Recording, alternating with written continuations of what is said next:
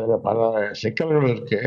அந்த சிக்கல்கள், ஐயங்கள் இதையெல்லாம் போக்கணும், மத்திய அரசு போக்கணும். இதில் பல சிக்கல்கள் இருக்குது. இந்த சிக்கல்கள்லாம் தீர்த்த பிறகு எங்கள் கருத்தை சொல்லுவோம். அந்த கொள்கையில் விடுதலை சிறுத்தைகள் கட்சிக்கு உடன்பாடு இல்லை. ஏதோ ஒரு உள்நோக்கத்தோடு கொண்டு வரப்படுவதாக விடுதலை சிறுத்தைகள் ஐயப்படுகிறோம். இது அதிபராட்சி முறைக்கு வழிவகுத்துவிடும் என்கிற அச்சம் எமக்கு உள்ளது. ஆகவே ஏற்கனவே இது குறித்து நாங்கள் எங்கள் எதிர்ப்பை பதிவு செய்திருக்கிறோம். ஒருமித்த கருத்துள்ள இயக்கங்களோடு இணைந்து இதற்கு எதிர்ப்பாக மேலும் வலுவாக நாங்கள் குரல் கொடுப்போம். ஒரே நாடு, ஒரே தேர்தல், ஒரே கொடி, ஒரே ஆட்சி, ஒரே மொழி என்ற ஒற்றை சொல்லில் அவர்கள் ஆர்எஸ்எஸும் பிஜேபியும் ஒரு அஜெண்டா வைத்திருக்கிறார்கள். அதை ஒருபோதும் இந்திய தேச மக்கள் ஏற்றுக்கொள்ள மாட்டார்கள், நிராகரிப்பார்கள். நாட்டில் அமெரிக்கா போல ஒரு அதிபர் தேர்தல் முறையை கொண்டு வருவதற்கான ஒரு முன்னோட்டம் தான் இந்த முறை. ஒரே நாடு ஒரே தேர்தல் என்பது ஒரு முன்னோட்டம் பார்க்கிறார்கள். இதற்கு அடுத்து அவர்கள் மேற்கொள்ள போகிற நடவடிக்கை என்பது அதிபர் தேர்தல் முறையை கொண்டு வருவதற்கான ஒரு சதி செயலுடைய முன்னுரை தான் இன்றைக்கு அமைச்சரவை செய்திருக்கிற முடிவு.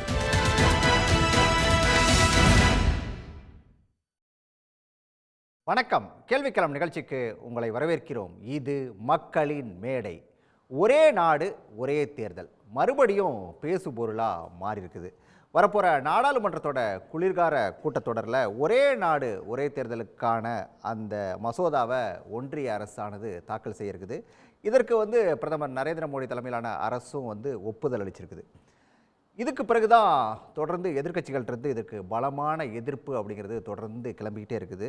முதலமைச்சர் மு க ஸ்டாலினை பொறுத்த வரைக்கும் தன்னோட பதிவில் அவர் குறிப்பிடுறாரு, இந்தியாவுடைய கூட்டாட்சி தத்துவத்திற்கு குந்தகம் விளைவிக்கக்கூடிய ஒரு திட்டம் இந்த ஒரே நாடு ஒரே தேர்தல் திட்டம் அப்படின்னு சொல்கிறாரு. பாஜக தன்னுடைய வரட்டு கௌரவத்துக்காக தான் இதற்கான ஒப்புதலை கொடுத்துருக்குது அப்படின்னு சொல்லியும் முதலமைச்சர் மு க ஸ்டாலின் சொல்கிறாரு. முதலமைச்சர் மட்டும் இல்லை, இந்தியா முழுக்க எதிர்க்கட்சிகள் எல்லாமே பெரும்பாலும் இதற்கான எதிர்ப்பை தொடர்ந்து பதிவு செஞ்சுக்கிட்டே இருக்காங்க. இந்த ஒரே நாடு ஒரே தேர்தல் அப்படிங்கிறது இன்றைக்கு காலத்தோட கட்டாயமாக மாறி நிற்குதா, இல்லை போகாத ஊருக்கு ஒரு வழியை தேடிட்டு இருக்குதா பாஜக அப்படிங்கிறது தான் இன்றைய பிரதானமான கேள்வி எழுந்திருக்குது. இதெல்லாம் தொடர்பாக தான் இன்றைய கேள்விக்கான நிகழ்ச்சியில் விரிவாக பேசியிருக்கோம். விவாதத்தில் பங்கேற்க காங்கிரஸ் கட்சியிலிருந்து முன்னாள் எம்பி பீட்டர் அல்ஃபோன்ஸ், அதே போல் மூத்த பத்திரிகையாளர் ஜென்ராம், பாரதிய ஜனதா கட்சியிலிருந்து ஜி.கே. நாகராஜ், இன்னும் சற்று நேரத்தில் திராவிட முன்னேற்ற கழகத்திலிருந்து கான்ஸ்டன்டைன் ரவீந்திரன், அதே போல் அரசியல் விமர்சகர் ரமேஷ் சேதுராமன் இணையிருக்காங்க. அனைவருக்கும் வணக்கம். பீட்டர் அல்ஃபோன்ஸ் சார், இந்த ஒரே நாடு ஒரே தேர்தலை பற்றி தொடர்ந்து நம்ம பல முறை பேசிக்கிட்டே இருக்கோம். இப்போது பாஜக அதுக்கு ஒன்றிய அரசானது அந்த மசோதாவை தாக்கல் செய்கிறதுக்கு ஒப்புதல் அளிச்சிருக்காங்க. இதற்கான தேவை அப்படிங்கிறது இப்போ இருக்குதா? இல்லை, அதாவது ராஜா, எங்கள் கிராமத்தில் ஒரு பழமொழி சொல்லுவான். கொஞ்சம் கொச்சையாக தான் இருக்கும், ஆனால் ரொம்ப ஆழமான பழமொழி. வேலை இல்லாத மாயாண்டி எருமையை போட்டு சிரைச்சானா அப்படின்னு சொல்லுவான். அவனுக்கு வேலை இல்லைன்னா எருமை மாட்டை போய் சிரைச்சிக்கிட்டு இருப்பான்னு ஒருத்தன். இது என்னன்னு கேட்டிங்கன்னா, எந்த வேலையும் செய்யாத ஒருத்தன் ஏதாவது ஒரு வேலையை செய்யணுங்கிறதுக்காக வேண்டி இப்படி ஒரு வேலையை செய்கிற மாதிரி கிராமத்தில் ஒரு பழமொழி. இன்றைக்கு நாட்டில் பல்வேறு முக்கியமான பிரச்சனைகள் இருக்குது. இந்த பிரச்சனைகளில் மிக முக்கியமான பிரச்சனை இன்றைக்கி சாதிவாரி கணக்கெடுப்பு வேணும், மக்கள் தொகை கணக்கெடுப்பு வேணும். ரொம்ப நாளாக மக்கள் தொகை கணக்கெடுப்பு எடுக்காமல் மிக பெரும்பான்மையான மக்கள் அவர்களுக்குள்ள பயனாளிகளுக்கான திட்டங்களுடைய பலனை பெற முடியலை. சரியான தரவுகள் அரசாங்கத்திடம் இல்லை.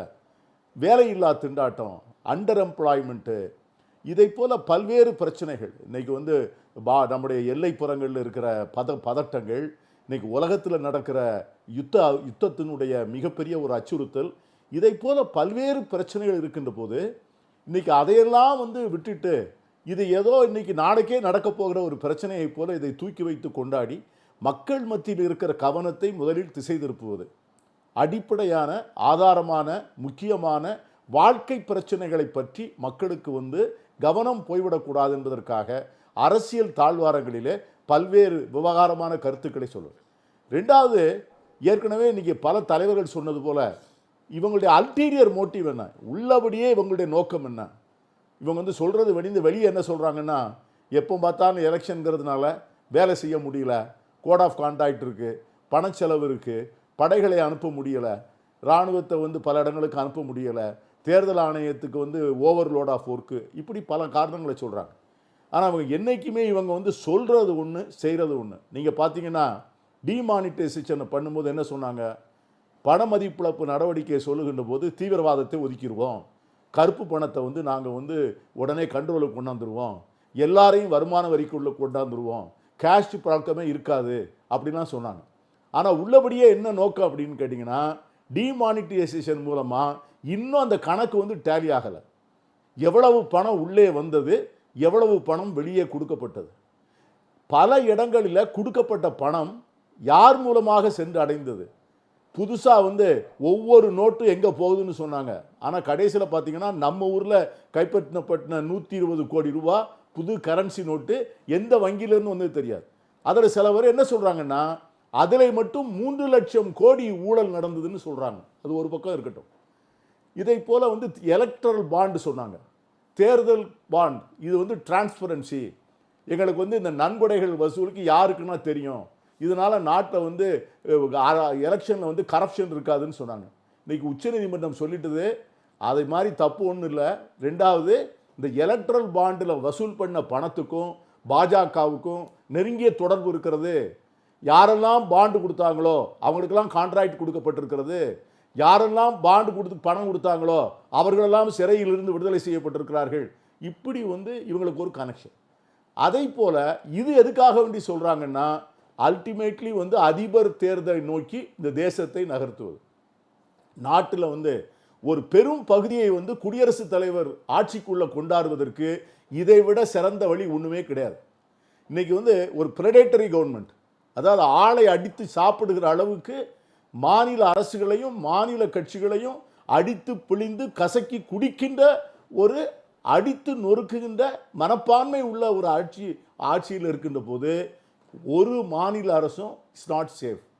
நீங்கள் வந்து அவங்களே வந்து பார்த்தீங்கன்னா இன்றைக்கி மாநிலங்களவையில் அவங்க எப்படி மெஜாரிட்டி உண்டாக்குறாங்க, அவங்கள வேண்டிய மெஜாரிட்டி உண்டாக்கணும்னு சொன்ன உடனே அவர்களோட தோழமையாக இருந்த பிஜு பட்நாயக் கட்சியை காலி பண்ணுறாங்க. அந்த எம்பிக்களை கூட்டு ரிசைன் பண்ண சொல்கிறாங்க. ஜெகனுடைய கட்சியில் இருக்கிற எம்பிக்களை கூட்டு ரிசைன் பண்ண சொல்கிறாங்க. அப்போது இந்த அரசுக்கு வந்து எத்திக்ஸ் கிடையாது. அவர்களுக்கு வந்து ஜனநாயகத்தை ஒழுங்காக மக்களாட்சி தத்துவத்தை பின்பற்ற வேண்டும் என்கிற அந்த தத்துவத்தின் மீது ஆத்மார்த்தமான பிணைப்பு கிடையாது. ஆகவே தான் இதை சொல்கிறாங்க.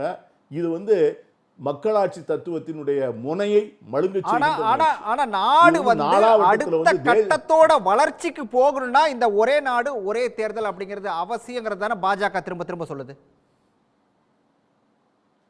நான் அதைத்தான் சொன்னேன் உங்களுக்கு.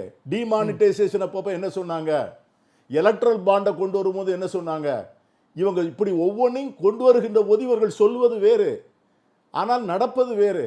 நீங்கள் வந்து டிமானிட்டைசேஷன் அப்போ இன்னைக்கு பிரதமர் வந்து அதை பற்றி எங்கேயாவது பேசுகிறாரா? தன்னுடைய 10 ஆண்டு காட்சியில் இந்த பண மதிப்பிழப்பு நடவடிக்கை தான் நான் மிகவும் பெருமைப்பட்டு கொள்ளக்கூடிய நடவடிக்கை என்று எங்கேயாவது ஒரு இடத்துல பிரதமர் பேசுகிறாரா? எலக்ட்ரல் பாண்டிலேயே இன்னைக்கு வந்து அந்த இவங்க இந்தியாவிலே மிக அதிகமாக வசூலித்த கட்சி பாஜக. அந்த கட்சியும் எலக்ட்ரல் பாண்ட்ஸ் கொடுத்த நபர்களுடைய பெயர்கள் வெளியே வந்த பிறகு அவர்களுக்கும் அரசாங்கத்திற்குள்ள தொடர்பு வெளியே வருகிறது.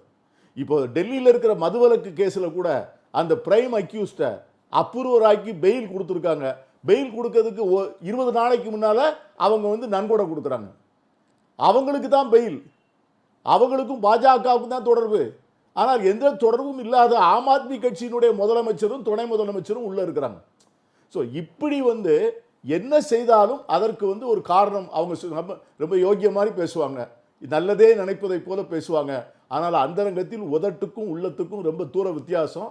ஜனநாயகத்தை வந்து கழுத்தை திருகி கொள்கின்ற முயற்சி. கான்ஸ்டியூஷனை நம்ம நாட்டில் வந்து அடிக்கடி எலெக்ஷன் நடக்கிறது தப்பே இல்லை. ஏன் தப்பு இல்லைன்னு கேளுங்க, அப்படின்னா தான் எல்லாரும் ஒழுங்காக பேசுவாங்க. நம்முடைய பிரதமர் என்ன நினைக்கிறாருன்னா, ஒவ்வொரு வார்டு எலெக்ஷன் வரைக்கும் அவர் பிரச்சாரம் பண்ணணும்னு நினைக்கிறார். அதுக்கு வந்து அமித்ஷாவும் அதுவும் எல்லா தேர்தலையும் போய் எத்தனை முறை பிரச்சாரம் பண்ணுவாங்க? உழைப்பெல்லாம் வீணாகுதுன்றாங்களே சார். நீங்க சொல்றதுபடி அடிக்கடி தேர்தல் நடந்தா நிறைய செலவாகுது, உழைப்புகள் வீணாகுதுங்கிறத அவங்க வைக்கக்கூடிய வாதமா இருக்கு. ஏங்க பிரிட்டன்ல வந்து 6 மாசத்துல 3 எலெக்ஷன் நடந்திருக்குதுங்க. நீங்க தான் எலெக்ஷனை காஸ்ட்லி ஆக்கிட்டீங்க. எலெக்ஷன் அடிக்கடி நடத்துங்க, தன்னால் ரேட்டு குறைஞ்சு போகும்னு நினைக்கிறேன். இன்றைக்கி வந்து கேரளாவில் எலெக்ஷன் வந்து இவ்வளோ காஸ்ட்லி இல்லை, நம்ம ஊர் மாதிரி காஸ்ட்லி இல்லை, ஆந்திராவில் மாதிரி கேரளாவில் காஸ்ட்லி இல்லை. எலெக்ஷனை அடிக்கடி நடத்துனீங்கன்னா ஒழுங்காக எல்லாருமே வந்து மக்கள்கிட்ட ஓட்டு கேட்டுட்டு ஓட்டு போட்டுறவங்க போடட்டும், ஜெயிக்கிறவங்க ஜெயிக்கட்டும்னு வந்துடுவாங்க. சரி, அமைச்சர்களும் எம்எல்ஏக்களும் ஒழுங்காக இருப்பாங்க. நாளைக்கு வந்து முனிசிபல் எலெக்ஷன் வருது, அதில் ஓட்டு போட மாட்டாங்க. இன்னும் அடுத்த மாதம் சட்டமன்றத்துக்கு எலெக்ஷன் வருது, அதில் ஓட்டு போட மாட்டாங்க. இந்த ஒரு மாதத்தில் பார்லமெண்ட்டுக்கு வருது. So constant under the constant supervision and under fear to the people. அதான் நான் ஜனநாயகத்தில் முக்கியம். மக்களை பார்த்து அரசு என்று பயப்படுகிறதோ அது ஜனநாயகம். அரசை பார்த்து மக்கள் எப்போ பயப்படுறாங்களோ அது எதேச்சதிகாரம். அடிக்கடி எலெக்ஷன் நடந்தால் மக்களை பார்த்து அரசு பயப்படும். ஆகவே ஜனநாயகத்திற்கு அது நல்லது, அதை வந்து ஆதரிக்க வேண்டியது, அதில் ஒன்றும் தவறே இல்லை. இல்லைன்னா அதிபராட்சியை நோக்கி நான் போக வேண்டியதான். அதுதான் அமெரிக்க கான்ஸ்டியூஷன் தான் வரும். அங்கே தான் வந்து எலெக்ஷன் வந்து டைட் ஷெடியூல். அந்த நாட்டில் ஏன் டைட் ஷெடியூல்னா நடுவில் எலெக்ஷன் வைக்க முடியாது, அதுங்க அதிபராட்சி. நாம் வந்து பார்லமெண்டரி சிஸ்டம் ஆஃப் கவர்மெண்ட், நமக்கு வந்து அடிக்கடி எலெக்ஷன். ரைட் கேட்போம். ஜி.கே. நாகராஜ் இருக்கார், அவர்கிட்ட கேட்டுருவோம். இது என்ன அதிபராட்சியை கொண்டு வரக்கூடிய ஒரு முறையா, ஒரே நாடு ஒரே தேர்தல் அப்படிங்கிற ஒரு கேள்வியை பீட்டர் முன்னெழுப்புறாரு. வரட்டு கௌரவத்துக்காக தான் இதெல்லாம் செய்யுது பாஜக அப்படின்னு சொல்லி முதலமைச்சர் மு.க. ஸ்டாலின் அவர் ஒரு பக்கம் குற்றச்சாட்டுறாரு. என்ன பதில் ஜி.கே. நாகராஜ் சார்? அனைவருக்கும் வணக்கம். அண்ணன் மரியாதைக்குரிய பீட்டர் அல்போன்ஸ் அவர்கள் நிறையா குற்றச்சாட்டை வச்சாங்க அப்படியே சைடில். நான் அதுக்கெல்லாம் கடைசியாக பதில் சொல்லிடுறேன். அதுக்கு முன்னாடி நான் இந்த தேர்தல் ஒரே நாடு ஒரே தேர்தல் பற்றி ஒரு சில விஷயங்களை சொல்லி ஆகணும். 47 ராம்கோவிந்த் அவர்களுடைய, நம்மளுடைய மரியாதைக்குரிய முன்னாள் ஜனாதிபதி ராம்கோவிந்த் அவர்கள் தலைமையில் அமைக்கப்பட்ட அந்த குழு 47 அரசியல் கட்சிகளிடம் கருத்து கேட்டது. 32 கட்சிகள் அதற்கு ஆதரவு அளித்தது. 191 நாட்கள், 21,508 பேர், 18,626 பக்க அறிக்கையை தாக்கல் செஞ்சிருக்கிறாங்க. அதில் முன்னாள் நீதிபதிகள் தீபக் மிஸ்ரா, ரஞ்சன் கோகோய், ஏஎஸ் போப்டே, யூ லலித், இவங்களுடையெல்லாம் கருத்து கேட்டு அவர்கள் அவசியம் என்ற சொல்கிற கருத்தையும் அவர்கள் ஏற்றுக்கொண்டிருக்கார்கள். இது ஏன் தேவை அப்படின்னா 1951 1967 வரைக்கும் இப்படித்தான் ஒரே தேர்தல் நடைபெற்றது. மாநிலத்துக்கும் நடைபெற்றது, மக்களவைக்கும் நடைபெற்றது. அதற்கப்புறம் நம்முடைய காங்கிரஸ் ஆட்சி வந்ததுக்கு அப்புறம் அந்த ஆட்சியில் தொடர்ச்சியாக அது பல மாற்றங்கள் ஏற்பட்டது. அண்ணன் ஒரு தேர்தல் நடக்கிறது ஜனநாயகத்துக்கு நல்லது, அதுதானே பீட்டர் சொல்றாரு. பாட்டை பத்தி எல்லாம் அதான் நான் சொல்றேன். அதாவது ஒரு கிராமத்தில் இன்னொரு பழமொழியும் சொல்லுவாங்க, அதாவது மேயற மாட்டை நக்கர மாட்டுக்கு எடுத்துச்சான். அது ஒரு பழமொழி உண்டு. அதாவது நல்ல வேலை செய்கிற ஒரு மத்திய அரசை இதுவரைக்கும் 55 ஆண்டு காலத்துக்கு மேலே அதிகாரம் கொடுத்த காங்கிரஸ் அந்த வேலையை செய்யாமல் செய்யக்கூடிய பாரதிய ஜனதா கட்சியை தடுக்கின்ற முயற்சியை தொடர்ந்து ஈடுபட்டு கொண்டிருக்கிறது. அது மட்டும் இல்லை,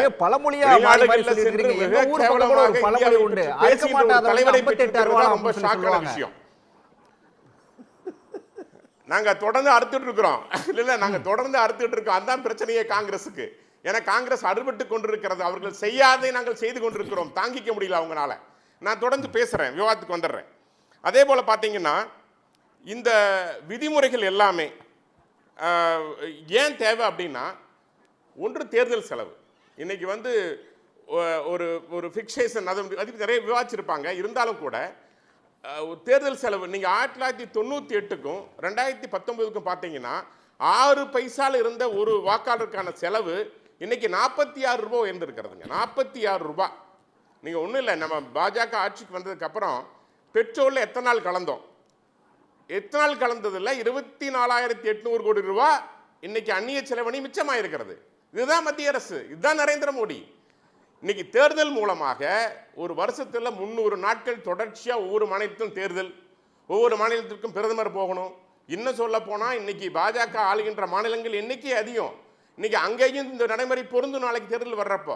ஆக நாட்டினுடைய நலனை கருத்தில் கொண்டு, மக்களுடைய நலனை கருத்தில் கொண்டு வல்லரசு ஆக வேண்டும் இந்தியா என்ற நினைப்போடு தான் இந்த திட்டத்தை வந்து முன்மொழிவு செஞ்சிருக்கு. அதனால வல்லரசு ஆக போறதில்ல, ஒரு சர்வாதிகார நாடா மாற போகுது அப்படிங்கறத காங்கிரஸோட குற்றச்சாட்டு.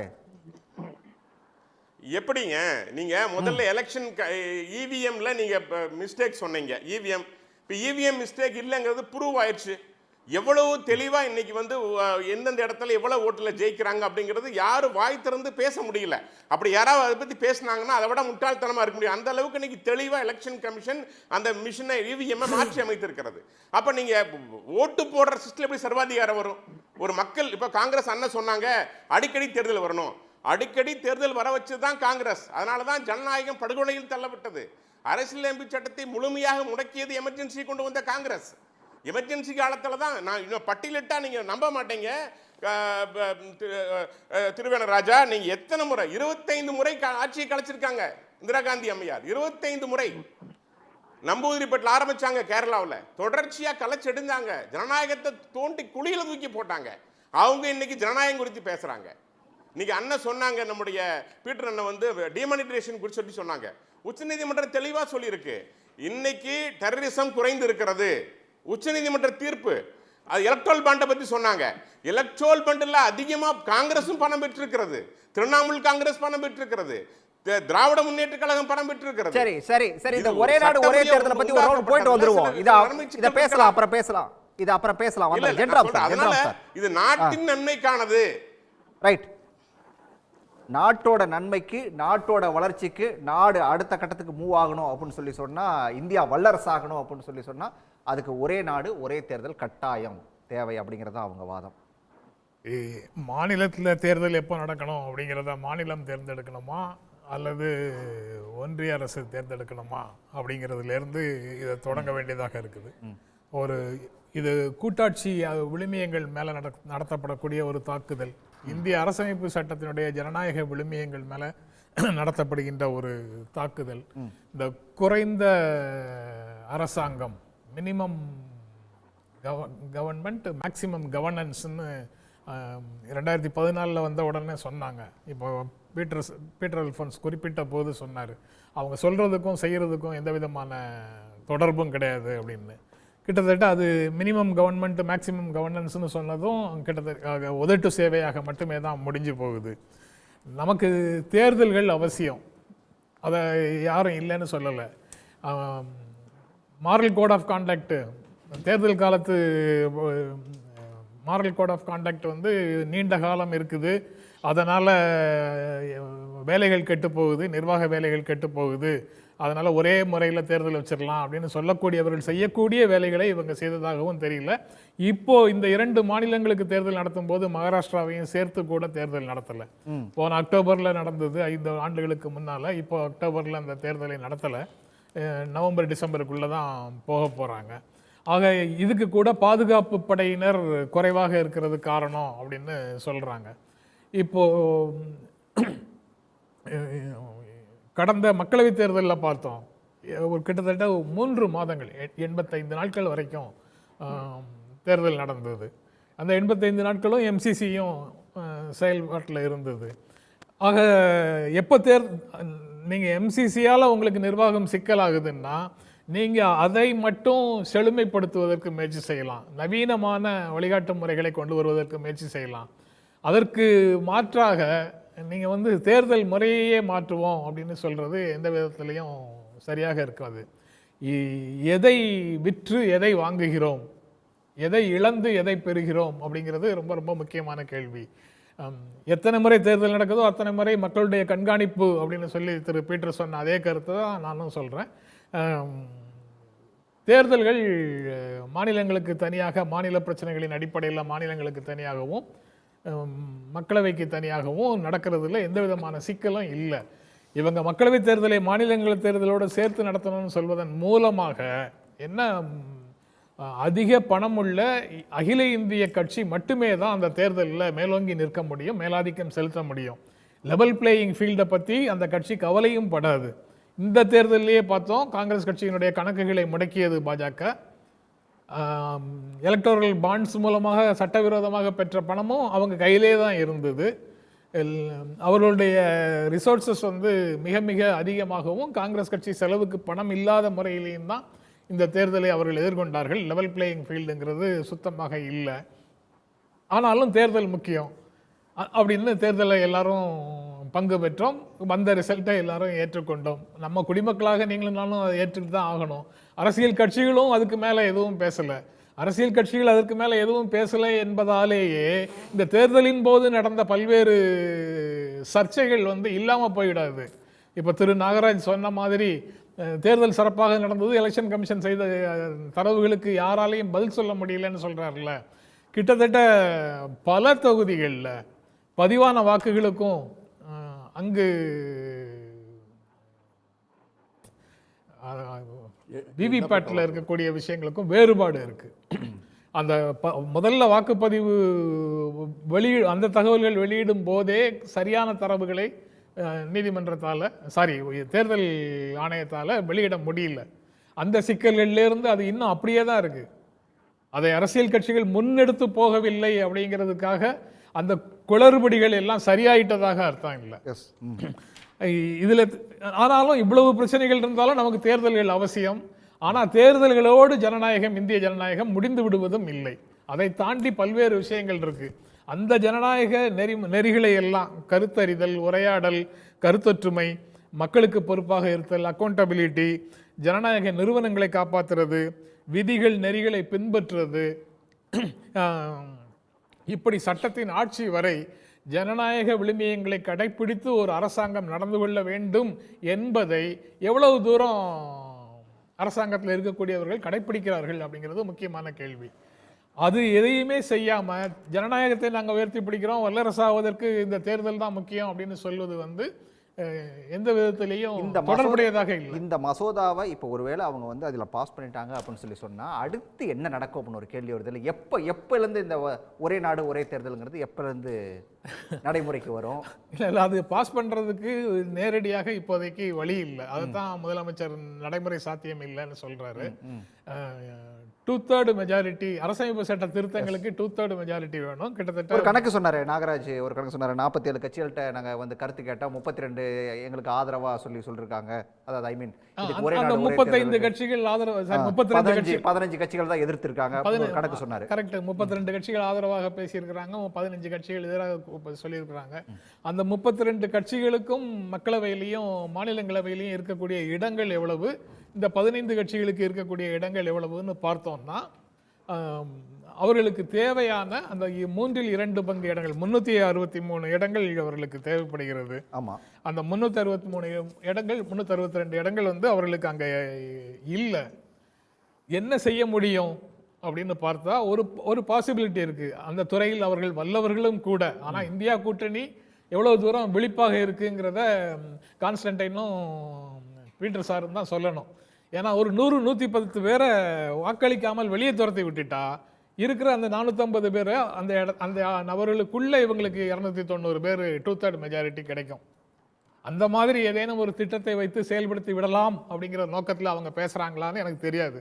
ஆனால் ஆஸ் இட் இஸ் அந்த கட்சி தாவல் இப்படி யோசிக்கணும். நீங்கள் சொன்ன ஆங்கிலையும் யோசிச்சு ஒருவேளை அப்படி நடந்துருச்சு அப்படின்னு சொன்னால் இது எப்போலேருந்து அப்ளிகபிள் ஆகும்?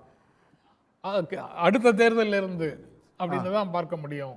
இதற்கு பிறகு வரக்கூடிய தேர்தல்களில் 2029 மக்களவை எப்போ முடியுதோ அப்போதே இந்த அசம்பிளி எலெக்ஷன்ஸ் அசம்பிளியினுடைய டேர்ம் எல்லாம் முடிந்து போகும் அப்படின்னு ராம்நாத் கோவிந்த் பரிந்துரையில் இருக்கிறதாக சொல்றாங்க. சரி, சில பத்திரிகைகள் அதை பற்றி விவரங்கள் வருது. இதை ஒரு டிராஃப்ட் ப்ரப்போசலாக எங்கேயாவது முன்வைக்கிறாங்களா அப்படின்னு பார்த்தா இதுவரைக்கும் தெரியல. அந்த மாதிரி தெரியல. செலக்டிவா ராம்நாத் கோவிந்தோட பரிந்துரைகள் அந்த கமிட்டி ரிப்போர்ட்ல இருந்து செலக்டிவா சில பகுதிகளை மட்டும் வெளியில விடுறாங்க. அதிலேயே எல்லா சிக்கல்களும் வெளிப்படுகிறது. அப்படி என்றால் இவர்களுடைய நோக்கம் உடனடியாக இதை செயல்படுத்துவது மாதிரி தெரியல. குறைந்தபட்சம் அதாவது இப்ப 3 ஒரு ஆழம் பார்க்கறது அப்படி எடுத்துக்கலாமா?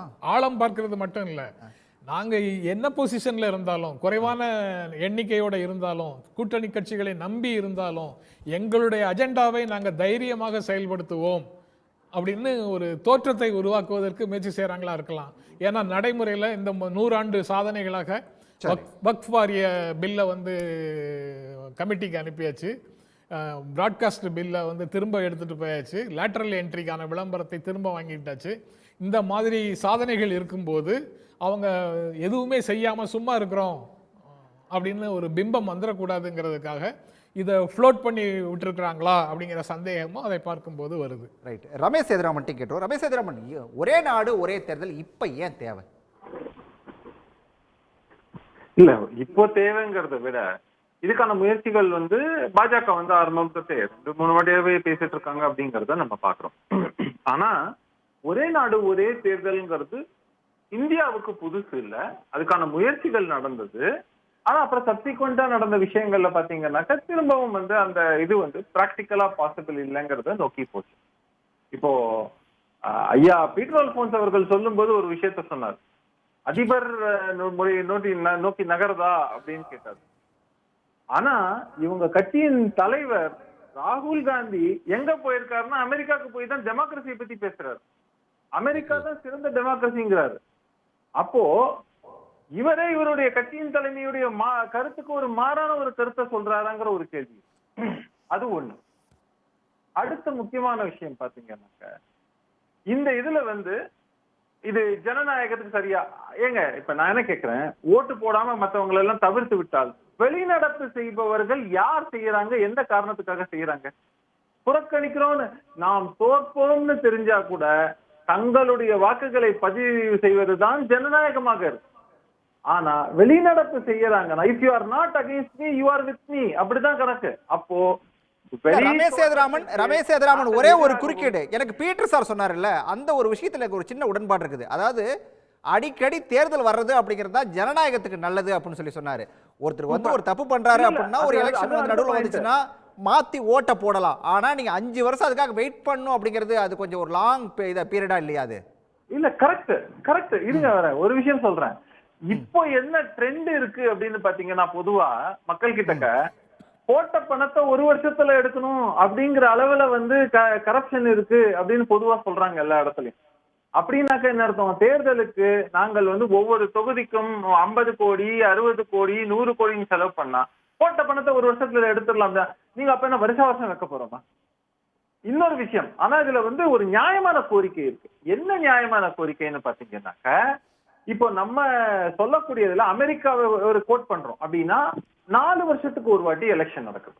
இப்ப நான் என்ன கேட்கிறேன், மகாராஷ்டிரா இல்லைன்னா வேற சில மாநிலங்கள்ல அரசியல் ஸ்திரத்தன்மை இருப்பதில்லை. மாநிலங்களை இதை பத்தி பேசுவோம், அரசியலை பத்தி. அங்க ஸ்திரத்தன்மை இல்லைன்னாக்க 1 வருஷத்திலேயே அந்த அரசு கவிழுமானால் அதுக்கு அந்த 3 வருஷம் கொடுப்பாங்களா? இல்லைன்னா 2 வருஷத்துல கவிழ்ந்தால் அதுக்கு என்ன, 1 வருஷம் கவிழ்ந்தால்? இப்ப நான் என்ன கேட்கிறேன், அந்த அடுத்த 1 வருஷம் தானே இருக்குன்னு இல்லைன்னா அங்க பிரசிடென்ட் ரூல் போடுவாங்களா? பல நியாயமான கேள்விகள் இருக்கு, தயவு செஞ்சு புரிஞ்சுக்கணும். அதையெல்லாம் நம்ம பரிசீலிச்சு அதுக்கான முறை இருக்கா என்ன ஏதுங்கிறத பாக்குறேன். ஏன்னா 5 வருஷத்துக்கு ஒரு வாட்டிங்கிறது நீங்க இந்த மாதிரி ஒரே நாடு ஒரு தேர்தல் கொண்டு வந்தா இந்த 5 வருஷம்ங்கிறது பல தாக்கங்களை ஏற்படுத்துவதற்கான வாய்ப்பு இருக்கு. அது ஒண்ணு. ரெண்டாவது, அமெரிக்காவை ஒரே ஒரு விஷயம் குறிக்கிறாரு. நடுவில் ஸ்னாப் போல் நடத்திட்டு அன்எக்ஸ்பெக்டட் டேர்முக்கு மட்டும் அந்த புதிய அரசுக்கான காலம் அப்படின்னு பரிந்துரையில சொல்றாங்க. புரியுது, படிச்சேன். Correct sir. நான் சொல்ல வந்தது ஒரு நோக்கம் வேற. நான் எதுக்காக சொல்ல வந்தேன் அப்படின்னாக்க படிச்சுட்டேன். நான் சொன்னதோட காரணம் என்னன்னா அந்த 2 வருஷம் போது அதுக்கான தேர்தல் செலவுங்கிற ஒரு விஷயம் இருக்கு இல்லையா, அதுலயும் நீங்க ஒரு செலவு செய்ய வேண்டிய ஒரு சூழல் ஏற்படும். அது அதே மாதிரி அப்படி இல்லாமல் மேபி ஒரு ஆல்டர்னேட்டிவ் கொண்டு வரலாம். அதுல சைக்கிள் 1 சைக்கிள் 2, அதாவது எவ்ரி 2 இயர்ஸ் ஒருவேளை நடுவுல ஒரு ஆட்சிக்கு வந்தா அந்த மாநிலங்களுக்கு மட்டும் நடு பீரியட்ல இருந்து ஒரு 4 வருஷத்துக்கு வரும் அந்த மாதிரியாக. ஆனா அதை ரெண்டு டேர்மா மட்டும்தான் வைக்கணும். இந்த மாதிரியாக பரிசீலனை செய்வதற்கு பல விஷயங்கள் இருக்குன்னு நான் சொல்ல வரேன். அப்போ இல்லைன்னா நீங்க அவங்களுக்கான பொதுவான அவகாசம் கொடுக்க மாட்டேங்கிறாரு. ஒரு 4 வருஷத்துல நாங்க இதை வந்தா செய்வோம்னு சொல்லக்கூடிய ஒரு கட்சி மாநிலத்துல இருந்து வந்தாங்கன்னாக்க அவங்க எலெக்ஷன்ல அரை வருஷம் எஸ்டாப்ளிஷ் பண்றதுக்கு 1 வருஷம் அவங்க கால் ஊன்றி ஓகே வேலையை ஆரம்பிக்கிறாங்க. திரும்ப 1 வருஷத்துல திரும்ப தேர்தல் பரப்புரைக்கு அவங்களுக்கும் போயிடும். அப்ப அந்த மாநிலத்தின் வளர்ச்சி என்பது பாதிக்கப்படும் என்பதையும் நாம் கவனிக்க. ஒரே செகண்ட் பீட்டர் சார் உங்ககிட்ட ஒரு குறுக்கீடு. பீட்டர் சார் ஒரே ஒரு குறுக்கீடு உங்ககிட்ட. இல்லை சேதுராமன் நிறைய இதை பற்றி தரவாக படிச்சிருக்காருன்னு நினைக்கிறேன். ஒரு கிளாரிட்டி வாங்கிக்கிறேன். அதாவது ஜென்ராம் கூட அதை சொன்னார். அவங்க இப்போ என்ன சொல்கிறாங்கன்னா அடுத்த லோக்சபா தேர்தல் முடிஞ்ச உடனே ஜனாதிபதி ஒரு தேதியை அறிவிப்பார், அந்த தேதி தான் கவுண்ட் டவுன் ஆரம்பிக்குது அப்படின்னு சொல்கிறாங்க. இப்போ நான் வந்து அடுத்த பாராளுமன்றம் அது வந்து தேர்தல் முடிந்த உடனே அதனால் ஒரு அரசாங்கத்தை வந்து கொண்டு வர முடியலன்னு வச்சுக்கோங்க. அன்னைக்குள்ள கான்ஸ்டியூஷனல் கிரைசிஸில் என்ன சொல்கிறாங்கன்னா there will be unitary government அப்படிங்கிறது அந்த ரெக்கமெண்டேஷன். அப்போ அந்த யூனிட்டரி கவர்மெண்ட்டுங்கிறது என்ன? தேர்தலே இல்லாமல் ஒரு ஆட்சி இந்தியாவில் நடக்க முடியும் என்று சொன்னால், அதற்கு ஒரு கான்ஸ்டியூஷன் அமெண்ட்மெண்ட்டை கொண்டாட முடியும் என்று சொன்னால், இந்த கான்ஸ்டியூஷனை குப்பையில் போட்டுற வேண்டியதானே? நீங்கள் பார்லிமெண்ட் எலெக்ஷன் முடிஞ்ச உடனே கவர்மெண்ட் ஃபார்ம், நான் முடிச்சிடறேன். ஒரு பார்லிமெண்ட் எலெக்ஷன் முடிஞ்ச உடனே ஜனாதிபதி வந்து ஒரு தேதி அறிவிப்பார், அந்த கவுண்ட் டவுன் ஆரம்பிச்சிருது. ஆனால் அந்த கவர்மெண்ட்டை வந்து அந்த பார்லிமெண்ட் எலெக்ஷன் முடிஞ்ச உடனே ஃபார்ம் பண்ண முடியல. அதுக்கு என்ன சொல்யூஷன் சொல்கிறாங்கன்னா, கோவிந்த் கமிஷன் ரிப்போர்ட்டில் ஒரு யூனிட்டரி கவர்மெண்ட் ஃபார்ம் பண்ணணும். அந்த யூனிட்டரி கவர்மெண்ட்டுங்கிறது வந்து will have no mandate from the people. அந்த கட்டத்தில் வந்து நாங்கள் அதான் சொல்கிறோம், நீங்கள் கான்ஸ்டியூஷனை க்ளோஸ் பண்ணுறதுக்கு தான் வழி பண்ணுறீங்க. இந்த கான்ஸ்டியூஷனை மாற்றுறதுக்கு இது ஒரு இன்டைரக்டாக 18 அமெண்ட்மெண்ட் வேணும். இதில் இன்னைக்கு வந்து இந்த சட்டத்தை வந்து தேர்தல் நடத்தினா கோவிந்த் கமிஷன் சொல்கிறது மாதிரினா 18 கான்ஸ்டியூஷன் அமெண்ட்மெண்ட்ஸ் வேணும். அது பிறகு என்ன சார் இருக்காங்க, அதை சேர்த்து நீ விளக்கம் சொல்லுங்கன்னு சொல்கிறேன். அந்த மாதிரி ஒரு சிச்சுவேஷனில் அந்த யூனிட்டரி கவர்மெண்ட் என்னங்கிறத நீங்கள் சொல்லிடுங்க. அந்த யூனிட்டரி கவர்மெண்ட் என்னங்கிறத சேதராமன் சொல்லிடுவாரா? கேட்போம் சார், கேட்போம். அதுக்கு தெளிவான விளக்கம் இல்லாத வரைக்கும் நம்ம சொல்ல முடியாது. நான் திரும்பவும் சொல்வது, எதிர்கட்சிகள் கேட்கக்கூடிய நியாயமான கேள்விகள் எதையும் நான் மறுக்கவில்லைன்னு சொல்றேன். தயவு செஞ்சு புரிஞ்சுக்க. இதை வந்து நான் ஜஸ்டிஃபை பண்றேன்னு சொல்றேன். இப்ப நான் வந்து இதுவரைக்கும் பேசினது நான் மாநிலங்கள் பிரச்சனையை பத்தி பேசிட்டேன்.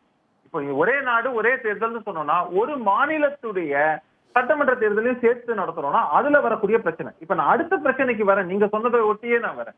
இப்போ தேசிய அரசியல்ல கூட்டணி கட்சி கடந்த காலங்களில் பல குறைந்த ஆயுளுடைய அரசுகளை நம்ம வந்து பார்த்திருக்கோம் கடந்த காலங்கள்.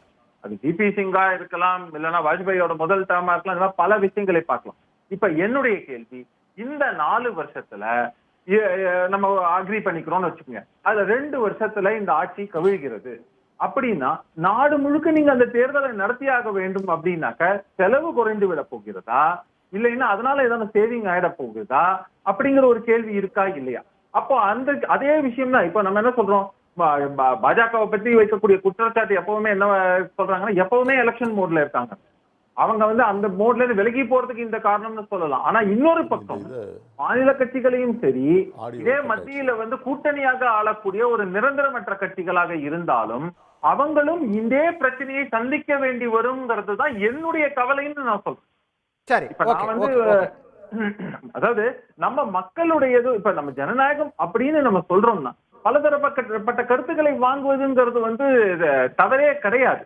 இதில் பலதரப்பட்ட கருத்துக்கள் வாங்கும்போது நீங்க அவங்க வந்து ஒத்த மனநிலையிலிருந்து இதை ஏற்றுக்கொள்ள வேண்டும் என்றால் அதுக்கான எல்லோரும் ஏற்றுக்கொள்ளக்கூடிய தீர்வு என்னங்கிறதையும் நம்ம பார்க்கணும். ஆனா இதுதான் தேவையான இன்னொரு விஷயமும் சொல்றேன். அமெரிக்கால இன்னைக்கு இருக்கிறது வந்து இரட்டை கட்சி அப்படிங்கிற அளவில் தான் டெமோக்ராட்ஸ் ரிப்பப்ளிகன்ஸ் தான் நம்ம வந்து பாக்குறோம். அப்படிங்கும் போது அதை நோக்கி இது வந்து இட்டு செல்வதற்கான வாய்ப்பு இருக்கு அப்படிங்கிற இப்ப நம்ம கூட்டணியா பாக்குறோம்.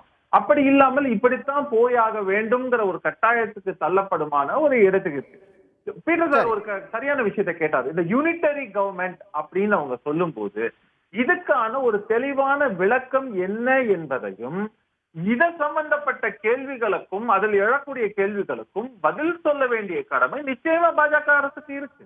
ஏன்னா இது நம்ம கடந்த காலங்களில் நடந்த தோல்வி சொல்றோம் இல்லையா, அதை எல்லாத்தையும் நம்ம கவனத்துல கொண்டு இதை வந்து இதான் திரும்பவும் சொல்றேன், நம்ம ஜனநாயகம் ஸ்ட்ராங்கா இருக்கணும் அப்படின்னு சொன்னோம்னா நம்ம அதை நோக்கி போகணும் அப்படின்னு சொன்னா கூட அதுக்கான முறையான தீர்வான ஒரு விஷயத்த பண்றது போல காலில் எடுத்தோம் கவிழ்த்தோம் என்று ஒரு சில விஷயங்களை செய்ய முடியாது. அதனாலதான் நான் எந்த ஒரு இதையும் தெளிவா சொல்லியிருக்கேன். ஒன் நேஷன் ஒன் எலெக்ஷன்ங்கிறது ஒரு ஈஸியான ப்ராசஸ் கிடையாது. இது பிராக்டிகலி இன்றைய நிலைமையில் ஒரு பிராக்டிக்கலான சிச்சுவேஷன் இல்லை என்பதை நான் இதுவரை தொடர்ந்து பதிவு செய்து வந்திருக்கிறேன்.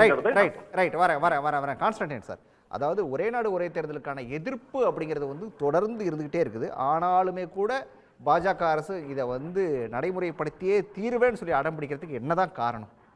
ஒன்றும் இல்லை, இப்போதைக்கு அவங்களுக்கு வந்து இந்த மணிப்பூர் இஷ்யூ, அப்புறம் இந்தியாவினுடைய அரசியலை வந்து இதுவரைக்கும் இந்தியாவில் பேச முடியலங்கிறதுனால உலக நாடுகளுக்கு மிக தெளிவாக தெரிவித்து விட்டார் ராகுல் காந்தி. இப்போ அதில் இருந்தெல்லாம் இவங்க வந்து ஒரு டைவர்ஷன் கொண்டு போகணும், நம்ம கவனத்தை அப்படி திசை திருப்பி கொண்டு போகணும் அப்படின்னா இந்த one nation one election one அப்படின்னு வச்சுக்கலாம். இந்த இதில் வந்து என்னென்னா முதல்ல சகோதரர் நாகராஜ் பேசும்போது சொன்னார் என்னென்னா செலவை குறைக்க போகிறோம். எஸ், அதுதான் திரும்ப திரும்ப பாஜக சொல்றாங்க. சொல்றாங்க சார் வெறும் 1000 கோடி சார். பாராளுமன்ற தேர்தலுக்கு நடந்த செலவு மொத்தமே 1000 கோடி தான் கவர்மெண்ட் செலவழிச்சு. ரைட், இதில் என்ன செலவு மிச்சம் முடிக்க போறீங்க? ஒரு ஒரு ஒரு வருஷத்துல 2024 சார் சொன்னது மாதிரி இப்போ எலெக்ஷன் காஸ்ட்லி ஆயிடுச்சா? அதாவது காஸ்ட்லி அப்படிங்கிறது டிபெண்டிங் அப்பான் த பர்சன்ஸ். ஒரு வகையில் நான் என்ன சொல்றேன், அதை கூட நான் மக்கள் நன்மையாக பார்க்குறேன். நான் நீங்க எலெக்ஷன் கமிஷன் செலவழிக்கிறது தான் மக்களுடைய வரிப்பணத்தினுடைய செலவு, மீதி செலவழிக்கிறதெல்லாம் அவங்கவுங்க பர்சனல். அதை பற்றி நமக்கு என்ன கவலை இருக்கு?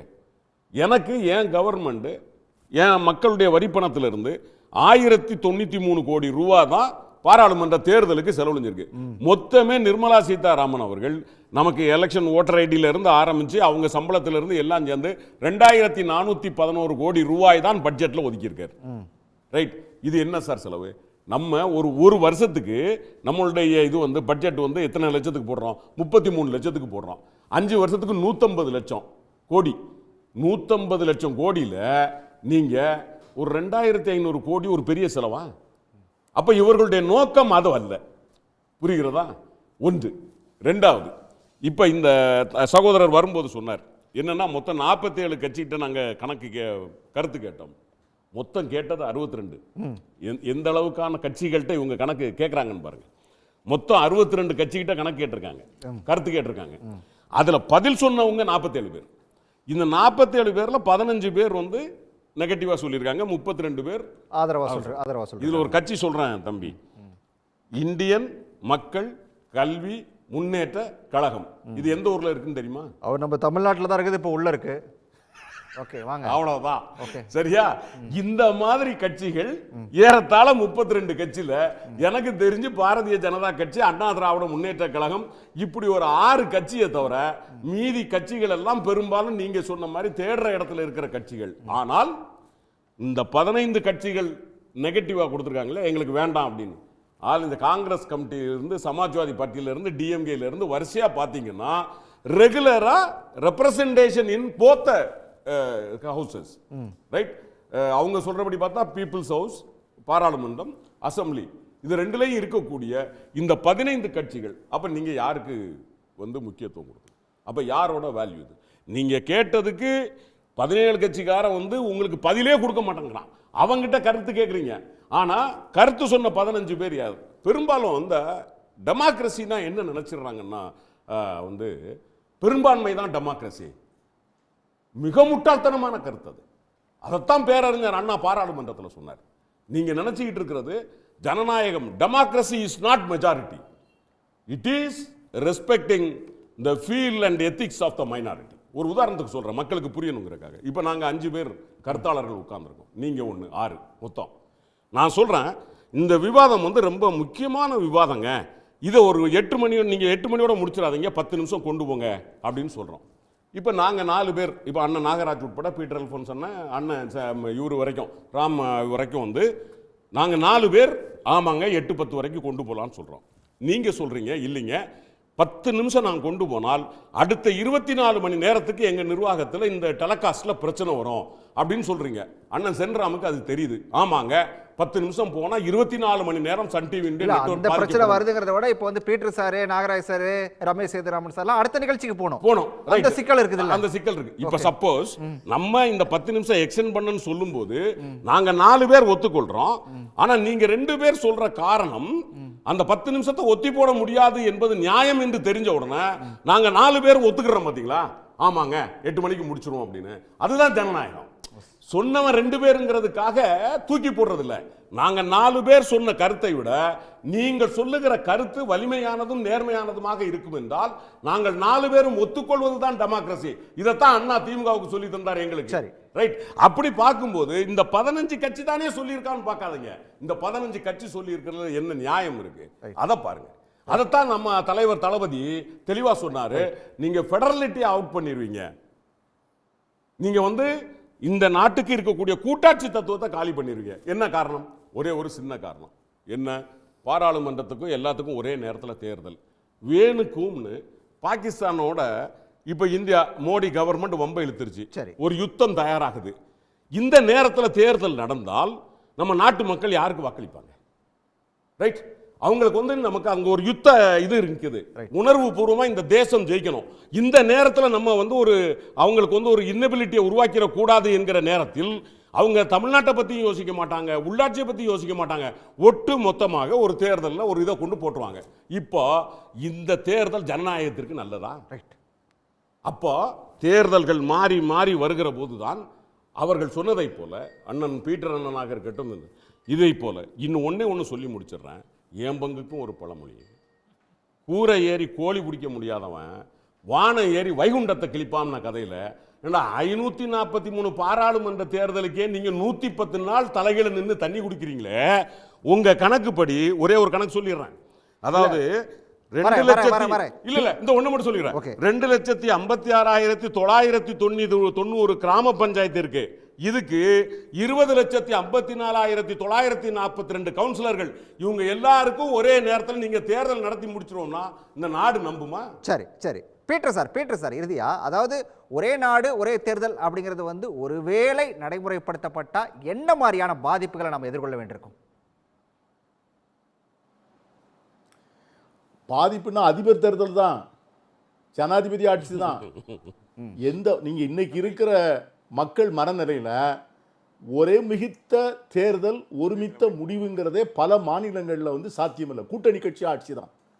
அநேகமாக பாராளுமன்றம் உட்பட இந்தியாவினுடைய பல மாநிலங்களிலே கூட்டணி கட்சிகள் தான் இன்னைக்கு ஆட்சியில் இருக்கு. கூட்டணி கட்சிகளால் இருக்கக்கூடிய ஒரு அரசாங்கம் வந்து என்றைக்குமே ஃப்ரெஜைல் கவர்மெண்ட் தான். அது ஜனநாயகத்தின் அழகும் கூட. அதுதான் த பியூட்டி ஆஃப் டெமோக்ரஸி. என்றைக்குமே பார்த்தீங்கன்னா the remedy for the ailments of democracy is more டெமோக்ரஸின்னு சொன்னான். டெமோக்ரஸியில் இருக்கிற குளறுபடிகளுக்கு எது மருந்து என்று சொன்னால் அதிகமான ஜனநாயகத்தை கொடுப்பது தான் சொல்கிறான். இப்போ வந்து ரெஃபரண்டம் வைக்கணுங்கிறான். ஒரு நல்ல கொள்கை சரியா தப்பா அதுக்கு மக்கள்கிட்ட ரெஃபரண்டம் வைன்னு சொல்கிறான். அப்படியெல்லாம் ஜனநாயகம் வளர்ந்து கொண்டு இருக்கின்ற நேரத்தில் நீங்கள் வந்து ஒற்றை ஆட்சி, ஒற்றை தலைவர், ஒற்றை மொழி, ஒற்றை மதம், இது வந்து இந்தியாவை வந்து ஜனநாயகத்தினுடைய குரல் வலையை திருவித்தர் வேற ஒன்றும் இல்லை. ரெண்டாவது 18 அமெண்ட்மெண்ட் வேணும் நான் சொன்னேன். அந்த 18 அமெண்ட்மெண்ட் முடிக்கிறதுக்குள்ள அந்த யூனிட்டரி ஆட்சிங்கிற அமெண்ட்மெண்ட் அதில் வந்ததுன்னா கான்ஸ்டியூஷனே க்ளோஸ். ஆகவே அப்படிப்பட்ட ஒரு சூழ்நிலை வந்து இந்தியாவுக்கு நல்லதாங்கிறத மக்கள் வந்து முடிவு பண்ணும். பேசலாம் சார். என்னுடைய இன்றைய விவாதம் தொடர்பா நேயர்கள் முன்னாடி ஒரு கேள்வியை முன் வச்சிருந்தோம். என்ன பதில் சொல்லியிருக்காங்க அப்படின்னு சொல்லி பார்த்துட்டு தொடர்ந்து வாதிக்கலாம். கேள்வி என்ன அப்படின்னா, வேலையின்மை, விலைவாசி உயர்வு, மாநிலங்களுக்கு நியாயமான நிதி பகிர்வு போன்ற பிரச்சனைகளிலிருந்து திசை திருப்பவே ஒரே நாடு ஒரே தேர்தல் என்ற திட்டத்தை ஒன்றிய அரசு கையில் எடுத்திருப்பதாக முதலமைச்சர் மு க ஸ்டாலின் கூறியிருப்பது அப்படின்னு சொல்லி 3 ஆப்ஷன் கொடுத்துருந்தோம்.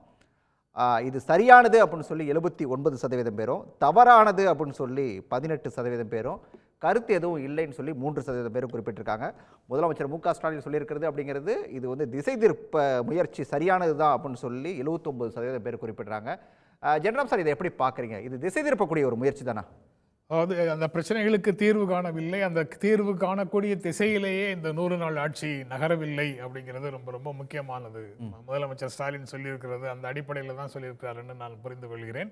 அந்த 100 நாள் நிர்வாகத்தில் அடிப்படையான பிரச்சனைகளை தீர்ப்பதற்கான திசை வழியில் அந்த ஆட்சி போகாத சூழலில் ஏதோ ஒன்றை, மிகப்பெரிய வேலை ஒன்றை, பெருங்கனவுகளை மக்கள் மத்தியில் விதைத்து அதை நாங்கள் செய்ய போகிறோம் அப்படிங்கிற நம்பிக்கையை ஊட்டி, அது நடக்குதோ நடக்கலையோ அது தொடர்பாக சர்ச்சைகளை உருவாக்கி அப்படி நாட்களை நகர்த்துவதே பல அரசுகளுடைய பணியாக இருக்குது.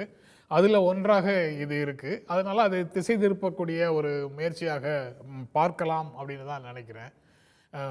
அது தவிர இந்த வேலையின்மையும் விலைவாசி உயர்வும் இந்த மக்களவை தேர்தலிலேயே மிக முக்கியமான பேசு பொருளாக இருந்தது.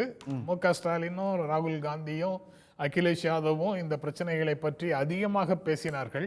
வேறு வழி இல்லாமல் அவர்கள் பேசிய பேச்சை, இந்தியா கூட்டணி முன்வைக்கக்கூடிய விஷயங்களுக்கு பதில் சொல்ல வேண்டிய ஒரு சூழல் ஆளும் தரப்புக்கும் வந்தது அப்படிங்கிறத பார்த்தோம். அப்படி என்றால் அதை உண்மையிலேயே அவர்கள் சீரியஸாக எடுத்து தேர்தல் பிரச்சாரத்தின் போது பேசியிருந்தாங்கன்னா ஆட்சிக்கு வந்த உடனே அதற்கான தீர்வுகளை நோக்கி நகர்ந்திருக்க வேண்டும்.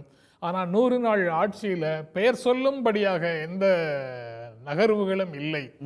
அதனால் மக்களுடைய கவனத்தை திசை திருப்புவதற்காக நான் ஏற்கனவே குறிப்பிட்ட அந்த 3 பிரச்சனைகளில் யூட்டர்ன் அடித்தது அல்லது பல்ட்டி அடித்தது அதையும் சேர்த்து மறக்கடிக்க செய்வதற்காக நாங்கள் இன்னும் வலிமையோடு தான் இருக்கிறோம் என்ற தோற்றத்தை உருவாக்கி காட்டுவதற்காக இந்த மிகப்பெரிய ஒரு சேலஞ்சை நடக்க முடியாத ஒரு சேலஞ்சை சபையில் தூக்கி வச்சிருக்கிறாங்கன்னு தான் நான் பார்க்குறேன். ரைட்டு நாகராஜ், பாஜகவுடைய ஈகோ, வரட்டு கௌரவம் இதுதான் காரணம் இந்த ஒரே நாடு ஒரே தேர்தலை வந்து அமல்படுத்த நினைக்கிறதுக்கான காரணம் அப்படின்னு சொல்லி முதலமைச்சர் மு.க. ஸ்டாலின் சொல்றாரு. அதை எப்படி பார்க்குறீங்க? அதாவது சாத்தியமில்லை என்று எதிர்க்கட்சிகள் சொல்லுவதை சாத்தியமாக்கி காட்டி நல்ல விஷயத்தை சாத்தியமாக்கினா எல்லாரும் வரவேற்பாங்க. இது நல்லது இல்லைங்கிறது தானே இவ்வளவு நேரம் இவங்கெல்லாம் மாறி மாறி பேசிட்டு இருந்தாங்க. நல்லது இல்லை என்று எதிர்க்கட்சிகள் சொல்லும். அண்ணன் சொன்னாங்க இவ்வளவு கட்சிகள் எதிர்த்தாங்க. எல்லா கட்சியும் இன்னைக்கு மோடி என்கின்ற ஒற்று நபரை இருக்கின்ற எதிர்க்கட்சிகள் இருக்காங்க இந்திய கூட்டணியில். ஏன்னா ஒரு 10 ஆண்டு காலில் இந்திய பொருளாதாரத்தை பல மடங்கு உயர்த்தி காமித்தவர், உலகத்திலேயே இந்தியாவுக்கு மரியாதை உருவாக்கியவர். இன்னைக்கு நம்முடைய முதல்வர் அவர்கள் அமெரிக்கா போனால் கூட அவருக்கு கிடைத்த மரியாதை பாரத பிரதமர் நரேந்திர மோடியால் கிடைத்த மரியாதை என்பதை மறந்துவிடக்கூடாது. அதை விட முக்கியம், குடும்ப ஆட்சியிலிருந்து வெளியே வர முடியாதவர்கள் ஜனநாயகம் குறித்து பேசுறாங்க. அதுதான் வேடிக்கையான விஷயம்.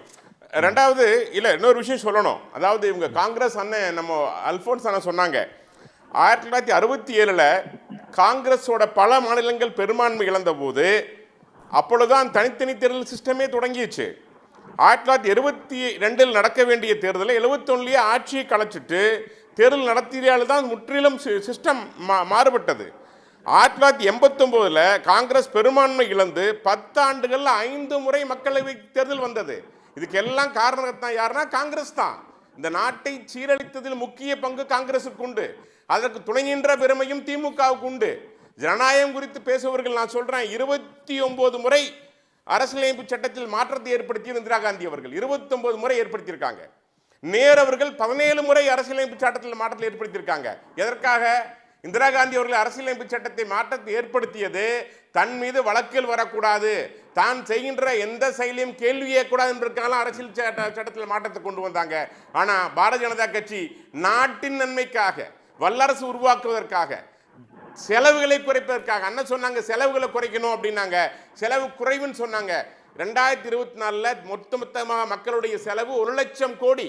நீங்க காங்கிரஸ் பண்ற செலவு செலவு பல பேர் தன் கட்சிக்காக, நான் பேசுறேன், பல பேர் தன் கட்சிக்காக கட்சி தலைவருக்காக ஓடி ஓடி உழைக்கின்ற செய்கின்ற செலவு. நாகராஜ் அவர் கேட்டது நடந்து முடிஞ்ச நாடாளுமன்ற தேர்தலுக்கு ஆன செலவு எவ்வளோ அப்படிங்கறத தெளிவா சொல்லி சொன்னாரு. இது ஒரு செலவா அப்படின்னு கேட்டாரு. அதாங்க நீங்க நான் சொல்றேன் பாருங்களேன், 2014 3870 கோடி கணக்கு, 46 ரூபாய் ஒரு ஆளுக்கு கணக்கு வருது. ஆனா அது டைரக்டான மத்திய அரசுடைய செலவு. மாநில அரசுடைய செலவு என்ன? மக்களுடைய செலவு என்ன? ஒவ்வொரு தொண்டனும், ஒவ்வொரு திமுக தொண்டனும் செய்யற செலவு என்ன? கோட்டருக்காகிற செலவு என்ன? பிரியாணிக்காகிற செலவு என்ன? இதெல்லாம் நீங்க கணக்கு போட்டு பாருங்க. ஒவ்வொரு திமுக தொண்டனும் ஒரு குடும்பத்துக்காக தன்னை இழந்து கொண்டிருக்கிறான். பாஜக அப்படி இல்ல. பாஜக ஒவ்வொரு தொண்டரும் வாழ்ந்துட்டே இருக்கான். நாங்க இழந்துட்டு இருக்கோம். பாஜக வாழ்ந்து கொண்டே இருக்கிறது. ஆடியோ வீடியோல நல்லா வளர்ந்து வாடுறீங்களே. நீங்க வளர்றீங்க. அவர் பிரியாணி வரைக்கும் கணக்கு சொல்றாரு சார். பிரியாணி வரைக்கும் கணக்கு சொல்றாரு. நாட்டின் நன்மை தான் இன்னைக்கு பேசுது. இன்னைக்கு நாட்டின் நன்மை தான் பேசப்படுகிறது. 2026 தேர்தலை பத்தி நீங்க கவலைப்படாதீங்க. உங்களுக்கு அங்க தேர்தலில் இடம் இல்லை. 2026 உங்களுக்கான தேர்தல் இல்லை, அது பாஜகவுக்கான தேர்தல். பாஜக அது பாஜகவிற்கான தேர்தலாம் இருக்காங்களா இல்லையான்னு காட்டணும்ல. திமுகவை பொறுத்த வரைக்கும் அந்த பயம் இல்லை. 26 நாங்க தான் ஆட்சிக்கு வர்றோம், அண்ணன் இப்படியே தான் பேசுவார், அதில் ஒன்றும் மாற்றுக்கிறது கிடையாது. அது மக்கள் முடிவு பண்ணட்டும். இப்போ சகோதரர் சொல்லும்போது இந்த தேர்தலை இதை உடனடியாக கொண்டு வரணும்னு நீங்கள் சொல்கிறது ஒரு ஜனநாயகம், ரைட்டு. இந்த ஜனநாயகத்தை கொண்டு வர்றதுக்கு நீங்கள் குறைஞ்சபட்சம் ஒரு 5 சட்டங்கள், 18 சட்ட திருத்தத்தில் 5 சட்ட திருத்தங்கள் 3/2 பகுதி வேணும் உங்களுக்கு, ரைட்.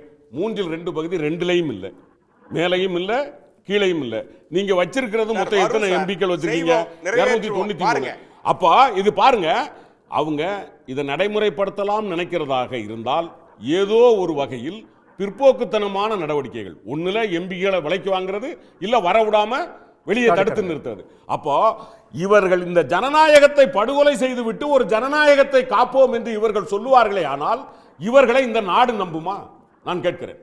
உங்களுக்கு இயலாத ஒன்றை, முடியாத ஒன்றை நீங்கள் சொல்லுவீர்கள் என்று சொன்னால், அதற்கு தான் மாண்புமிகு முதலமைச்சர் சொன்னாரு, இவர்களால சுட்டு போட்டாலும் நடத்த முடியாததை பேசிக் கொண்டிருப்பதற்கு காரணம் இந்த நாட்டில் உள்ள வேலையில்லா திண்டாட்டம், விலைவாசி உயர்வு, இது போன்ற. அதை விட நமது பாதுகாப்பே இன்றைக்கு கேள்விக்குறியாக இருக்கிறது. சைனா பார்டர்ல இவ்வளவு தூரம் இருப்பதையெல்லாம் மறைப்பதற்காக அவர்கள் கொண்டு வந்த டைவர்ஷன் டாக்டிக்ஸ் தான் இந்த ஒரே தேர்தல் ஒரே நாடு ஒரே தேர்தல்.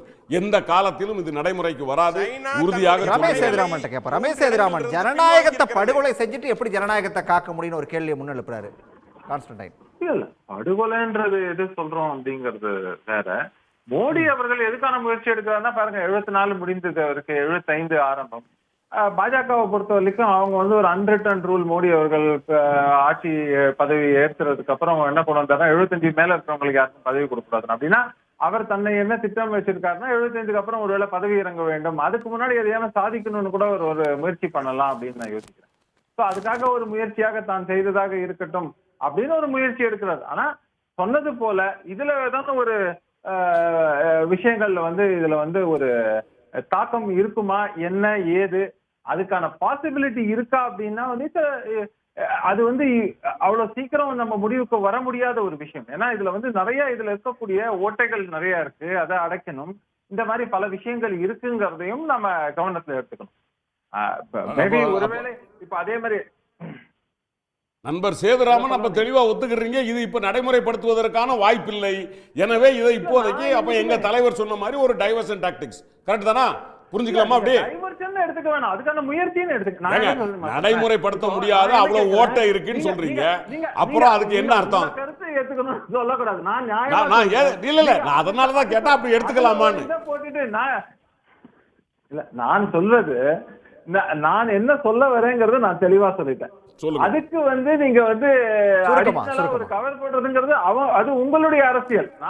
நான் தெளிவா சொல்றது, அதுக்கான முயற்சிகள் எடுக்கிறாங்க. ஆனா ஒரு ஜனநாயகத்தின் மீது நம்பிக்கை இருக்கக்கூடிய குடிமகனாக நான் சொல்வதுங்கிறது இது அவ்வளவு சீக்கிரம் சாத்தியமில்லை. இது மேலும் பல குழப்பங்களை வைப்பது. நான் தான் சொல்றேனே, இப்போ என்ன கேட்டாங்க, நம்ம அடிக்கடி தேர்தல் வரணும் ஐயா பீட்டர் அல்போன்ஸ் அவர்கள் சொன்னாரு. நான் என்ன சொன்னேன், மேக்சிமம் 4 வருஷம் கூட வைக்கலாம், 4 வருஷத்துக்கு ஒத்துப்பாங்களாங்கிற கேள்வி இருக்கு. நடுவுல தேர்தல் வந்தா என்ன ஆகும்? இந்த மாதிரியாக மாநிலங்களுக்கு அதே மாதிரிதான் பிரச்சனை, அதே அளவுக்கு மத்திய அரசுக்கும் பிரச்சனை இருக்கு. இந்த மாதிரியான எல்லா விஷயத்தையும் நம்ம பரிசீலனையில எடுத்துக்கணும்னு நான் சொல்றேன்.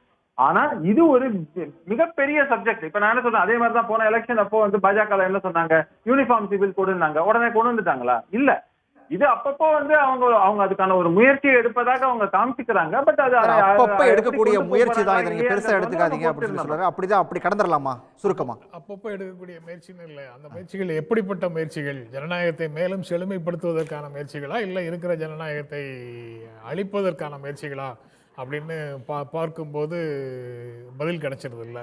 பீட்டர் அல்போன்ஸ் பேசும்போது ஒரு மேற்கோளை குறிப்பிட்டார்ல, அதுதான் சரியானது. ஜனநாயகத்தில், ஜனநாயக நடைமுறைகளில் சிக்கல்கள் இருந்தால் தீர்வு வந்து மேலும் ஜனநாயகப்படுத்துவதாக இருக்கணும், ஜனநாயகத்தை மேலும் செழுமைப்படுத்துவது தான் தீர்வாக இருக்கணுமே தவிர சர்வாதிகார பாதையில் போகிறது வந்து இந்த குறைகளை போக்குவதற்கான தீர்வாக இருக்காது அப்படிங்கிறது தான் சரியானது.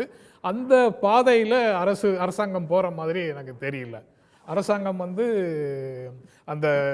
இந்த தேர்தல் மூலமாக மாநிலங்களுடைய பிரச்சனைகள் பின்னுக்கு தள்ளப்படும். இப்படி ஒரே நேரத்தில் நடத்தினா ஒன்றிய அரசினுடைய பிரச்சனைகள் வரும். ஒன்றிய அரசினுடைய பிரச்சனைகள் பேசும்போது அது இரு கூட்டணி தேர்தலாக, ஒன்றுக்கு எதிராக ஒரு கூட்டணிக்கு எதிராக இன்னொரு கூட்டணிக்கான தேர்தலாக ஆரம்பத்தில் இருக்கும். சில வருடங்கள் கழித்து, சில தேர்தல்கள் கழித்து 2 கட்சிகளுக்கு இடையிலான தேர்தல்களாக அது மாறும். அதற்கப்புறம் அது 2 பர்சனாலிட்டிக்கு இடையில உண்டான தேர்தலாக மாறும். அதைத்தான் அதிபர் தேர்தல் அப்படின்னு அதுல போய் முடியும், மாறி நிற்கும். ஆமா, நன்றி சார், நன்றி. விவாதத்தில் பங்கேற்ற அனைவருக்கும் நன்றி. மீண்டும் ஒரு இடத்தில் சந்திக்கலாம் நேயர்களே. நன்றி, வணக்கம்.